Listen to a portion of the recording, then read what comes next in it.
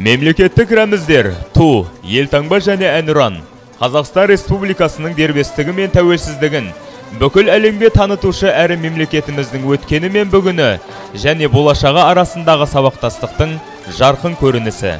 Сондай-ақ рәміздер халқымыздың мұқалмас рухын, қахырмандығы мен даналығын, асқақ арман тілегін жеткізетін құнды белгілер. 4 маусым Қазақстан Республикасының мемлекеттік рәміздер күніне орай Қарабалық ауданындағы мекемелер мен кәсіпорындарда, білім ошақтарында жұмыс күні мемлекеттік әнұран айтудан басталды.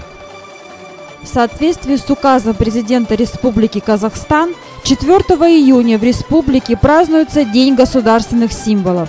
В преддверии праздника государственных символов и 30-летия независимости Республики Казахстан в Карабалыкском районе во всех государственных органах, учреждений и предприятий 4 июня рабочий день начался с исполнения государственного гимна.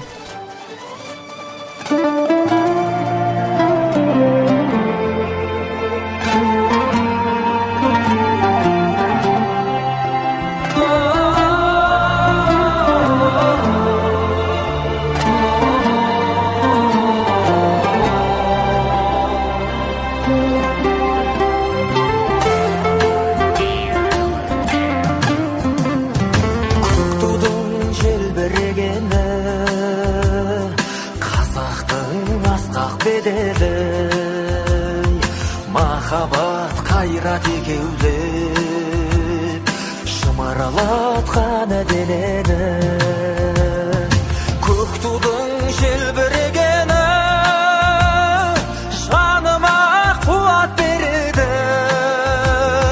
таласқа түссе жан мен ту жан емес маған керегі көк тудың желбірегені